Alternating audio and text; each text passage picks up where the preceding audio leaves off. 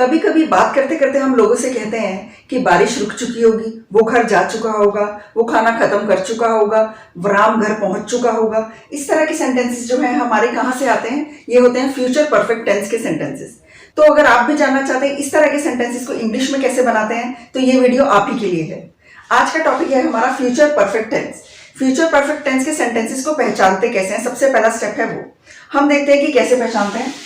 Future perfect tense के sentences जो हैं वो जब खत्म होते हैं तो उनके एंड में चुका होगा, चुकी होगी, चुका हूंगा, चुकी होंगी, चुके होंगे, लिया होगा, दिया होगा, किया होगा, ली होगी, की होगी, दी होगी। यानी कि हम कोई काम है जो हमें लग रहा है कि फ्यूचर में खत्म हो चुका होगा। जैसे कि हम कह सकते हैं कि राम घर जा चुका होगा, अमन खेल चुका होगा, बच्चे सो चुके होंगे या बच्चे सो गए होंगे।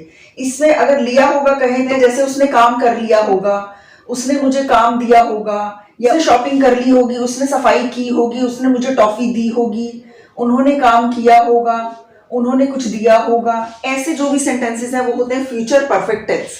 तो इसमें हमें क्या मालूम होता है? इसमें हमें ये मालूम होता है कि फ्यूचर में कोई एक काम है जो हो चुका होगा, वो कब शुरू हुआ होगा, कब खत्म हुआ होगा वो हमें नहीं पता, और वो अभी खत्म हुआ होगा या काफी देर पहले हुआ होगा ये हमें नहीं मालूम है।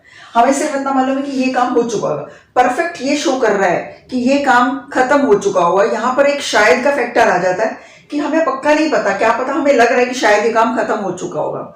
जैसे बच्चे सो गए होंगे तो हमें लग रहा है कि बच्चे सो गए होंगे। अगर हम बच्चों को जाकर देखते हैं कि वो सो रहे हैं तब तो हम ये नहीं कहेंगे कि बच्चे सो गए होंगे, तब हम बोलेंगे बच्चे सो रहे थे या बच्चे सो रहे हैं। तो इसका मतलब है कि फ्यूचर परफेक्ट टेंस में ज्यादातर हमें गेस कर रहे होते हैं कि ये काम हो चुका होगा। हमने ये पहचाना कि ये होता है फ्यूचर परफेक्ट टेंस। एक मेरा और वीडियो है टेंसेस पर जिसमें मैंने 12 के 12 टेंसेस को समझाने का तरीका बताया कि हम कैसे डिफरेंशिएट करेंगे कि ये सेंटेंस कौन से टेंस का और ये सेंटेंस कौन से टेंस का। अगर हमने टेंस को समझने में गलती कर दी तो हमारा जो ट्रांसलेशन है वो गलत ही होगा। अब देखते हैं कि हम इस टेंस को इंग्लिश में बनाएंगे कैसे। हमको एक फॉर्मूला यूज करना है जिसमें सबसे पहले आएगा सब्जेक्ट। सब्जेक्ट होता है हमारा कर्ता, यानी कि जो काम करता है। जैसे कि बच्चे सो गए होंगे तो बच्चों ने काम किया सोना, बच्चों के बारे में बात हो रही है, या तो वो उसके बारे में बात हो रही है या फिर उसने काम किया। तो बच्चे सो गए होंगे, बच्चे ने सोने का काम किया, तो बच्चे हमारा सब्जेक्ट है। यहाँ राम घर जा चुका होगा तो राम हमारा सब्जेक्ट है क्योंकि राम के बारे में बात हो रही है। अमन खेल चुका होगा तो अमन सब्जेक्ट है क्योंकि अमन के बारे में बात हो रही है। तो ये हमारे हो गए सब्जेक्ट। सब्जेक्ट, वर्ब और ऑब्जेक्ट के कॉन्सेप्ट को पूरा डिटेल में मैं पहले के एक लेसन में समझा चुकी हूँ, आप उसे भी चेक कर सकते हैं। अभी मैं आपको शॉर्ट में बता देती हूँ। सब्जेक्ट के बाद आएगा विल या शेल। अब विल या शेल में से हमको सिर्फ विल यूज करना है क्योंकि शेल काफी साल पहले यूज होता था, अब शेल को यूज करना सभी लोग छोड़ चुके हैं, तो मॉडर्न इंग्लिश में सिर्फ विल यूज होता है। उसके बाद आएगा हमारा हैव। हैव क्या है? एक हेल्पिंग वर्ब। हेल्पिंग वर्ब यानी कि एक ऐसा वर्ब जो हमारे सेंटेंस को बनने में मदद करता है। ये हो गया हेल्पिंग वर्ब। और दूसरा यानी कि इसको हिंदी में कह सकते हैं सहायक क्रिया। और अगला है वर्ब। वर्ब की थर्ड फॉर्म यानी कि दूसरा वर्ब जो मेन वर्ब है। मेन वर्ब यानी मुख्य क्रिया। तो हेल्पिंग वर्ब और मेन वर्ब, इन दोनों का कॉन्सेप्ट भी मैंने उसी वीडियो में समझाया था जहां सब्जेक्ट, ऑब्जेक्ट और वर्ब के बारे में बताया था। तो आपका यहाँ पर आएगा वर्ब की थर्ड फॉर्म, यानी कि ये होता है एक्शन वर्ब। जो मेन वर्ब है वो एक्शन है, जैसे कि सोना, जाना, खेलना। ये एक कोई भी एक काम हो रहा है वो हमारा होता है एक्शन वर्ब, तो वो होती है हमारी मुख्य क्रिया। उसकी थर्ड फॉर्म आ जाएगी। उसके बाद आएगा ऑब्जेक्ट।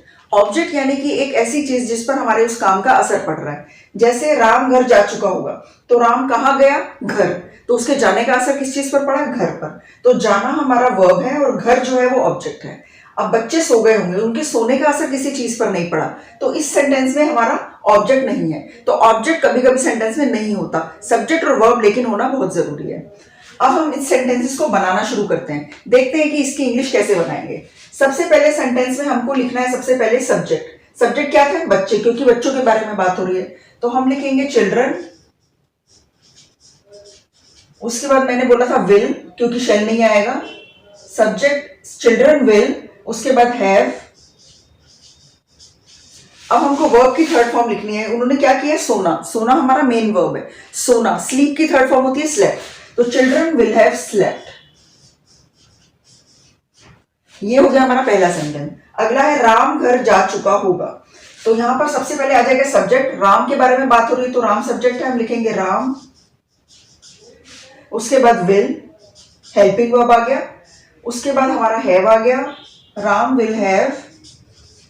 उसके बाद आ गया वर्ब की थर्ड फॉर्म। वर्ब क्या है? जाना। जाना यानी कि गो, गो, वेंट, गॉन।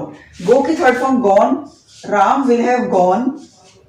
अब उसके जाने का असर किस चीज पर पड़ा? होम पर। तो ऑब्जेक्ट क्या है? घर। घर को इंग्लिश में कहते हैं home. Ram will have gone home. Last sentence है हमारा अमन खेल चुका होगा। तो सब्जेक्ट कौन है? अमन, क्योंकि अमन खेल रहा है। तो हम लिखेंगे अमन विल, उसके बाद हैव। अब वर्ब क्या है हमारा? खेलना। खेलना की third form play, played, played. Aman will have played.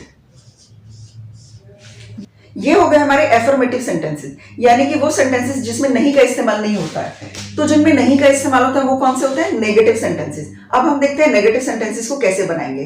Negative sentences का एग्जांपल देखते हैं। अगर हम बोले बच्चे नहीं सो गए होंगे या बच्चे नहीं सोए होंगे, तो इसका कैसे बनेगा? बच्चे नहीं सो गए होंगे तो हमारा बन गया, हम इस सेंटेंस में क्या करेंगे? हमें इसका जो फॉर्मूला है उसमें subject plus will plus shall आया, उसके बाद हमको लगा देना है नॉट। विल प्लस शेल के बाद नॉट, उसके बाद हैव प्लस वर्ब की थर्ड फॉर्म और ऑब्जेक्ट।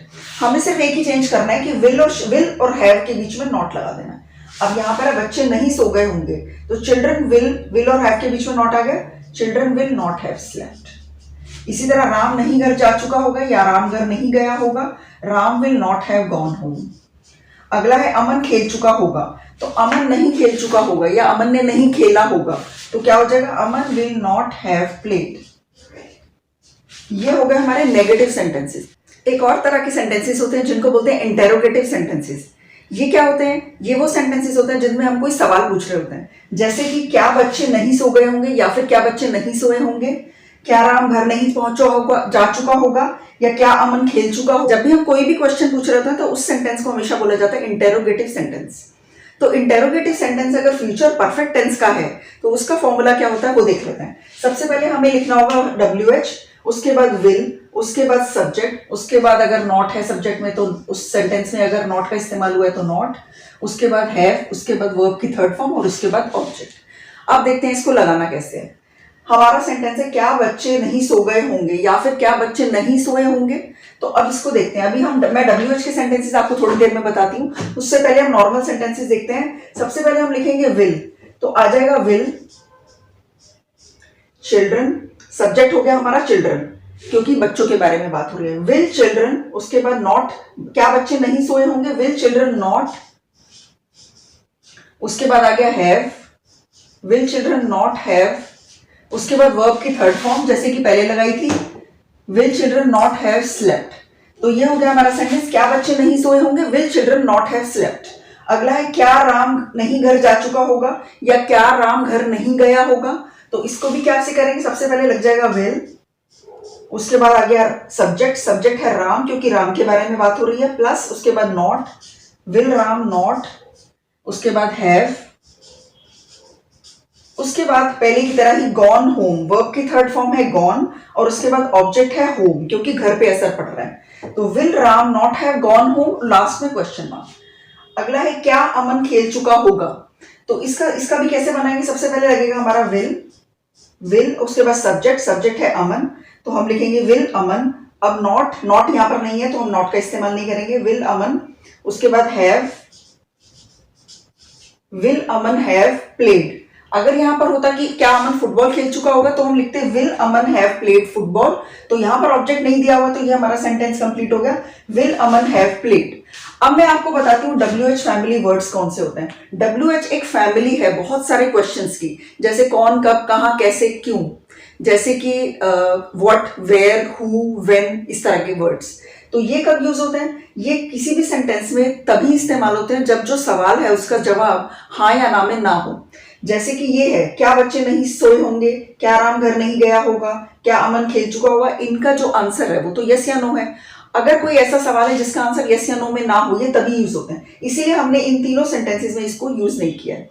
अब देखिए मैं आपको इसका एक एग्जांपल देती हूँ। ये सेंटेंस है अमन क्या खेल चुका होगा। इससे पहले का सेंटेंस देखिए क्या अमन खेल चुका होगा, इसका आंसर है यस या नो। अगला है अमन क्या खेल चुका होगा। दोनों एक जैसे लग रहे हैं, सिर्फ क्या दूसरी जगह पर है। तो अब इसका क्या आंसर है? इसका आंसर तो आप यस या नो में नहीं दे सकते। अगर बोला जा रहा है कि अमन क्या खेल चुका हो तो आपको बताना पड़ेगा कि उसने क्या खेला। इसीलिए इसमें हमारा WH फैमिली वर्ड जो है वो इस्तेमाल होगा। अब अमन क्या के लिए क्या इस्तेमाल हो सकता है? व्हाट। तो अब हम सबसे पहले इसको बनाकर देखते हैं। यहाँ पर WH फैमिली वर्ड सबसे पहले आ जाएगा, तो मैं लिखूंगी व्हाट, क्या के लिए व्हाट। उसके बाद आ गया विल, व्हाट विल। अब सब्जेक्ट है हमारा अमन, अमन के बारे में बात हो रही है, व्हाट विल अमन। अब नॉट यहां पर नहीं है तो नॉट नहीं लगाएंगे। व्हाट विल अमन हैव, यहां पर आ गया हैव। उसके बाद वर्ब की थर्ड फॉर्म, खेलना वर्ब है हमारा, उसकी थर्ड फॉर्म में played. What will Aman have played. तो ये हो गया WH फैमिली के साथ, जिसमें हम एक्चुअली में एक ऐसा सवाल पूछ रहे हैं जिसका जवाब हाँ या ना में नहीं है।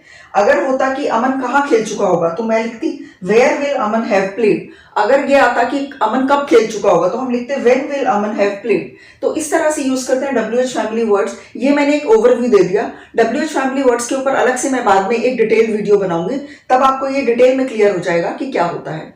तो इसी के साथ हमारा आज का टॉपिक खत्म होता है, फ्यूचर परफेक्ट टेंस। अब इस कॉन्सेप्ट को रिवाइज करने के लिए हम एक छोटा सा प्रैक्टिस टेस्ट करेंगे 10 सेंटेंसेस का। तो शुरू करते हैं। इन सेंटेंसेस को आपको ट्रांसलेट करना है फ्यूचर परफेक्ट टेंस में।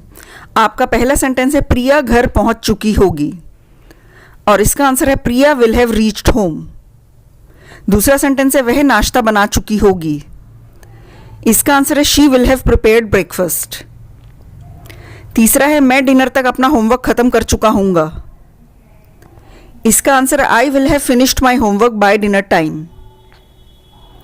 चौथा है क्या मेरा टीवी शो शुरू हो चुका होगा, इसका आंसर है will my TV show have started. पांचवा है क्या उसकी अगले साल तक शादी हो चुकी होगी, और इसका आंसर है will he have got married bye next year. Sixth है मनोज चीन पहुंच चुका होगा, और इसका आंसर है Manoj will have reached China. Seventh है प्रिया ने केक बना दिया होगा, और इसका आंसर है Priya will have baked a cake. Eighth है क्या पापा अखबार नहीं पढ़ चुके होंगे, और इसका आंसर है will dad not have read the newspaper. Ninth है वह एक्सरसाइज कर चुका होगा, और इसका आंसर है ही विल हैव एक्सरसाइज्ड। और आपका लास्ट क्वेश्चन है अमन ने सारे बिस्किट्स नहीं खाए होंगे, और इसका आंसर है Aman will not have eaten all the cookies. I hope कि आपको आज का टॉपिक अच्छे से क्लियर हो गया होगा। अब मैं दूंगी आपको एक सेंटेंस होमवर्क के लिए। वो सेंटेंस है क्या मोहन खाना खा चुका होगा। मैं फिर से रिपीट करती हूँ, क्या मोहन खाना खा चुका होगा। इसका आंसर आपको मुझे देना है कमेंट सेक्शन में, और मैं आपको आंसर में बताऊंगी कि आपका सेंटेंस का आंसर करेक्ट है या नहीं। वीडियो पसंद आया तो लाइक और शेयर जरूर करें, और सब्सक्राइब जरूर करें ताकि आपका एक भी लेसन मिस ना हो। मिलते हैं अगले वीडियो में जल्दी ही।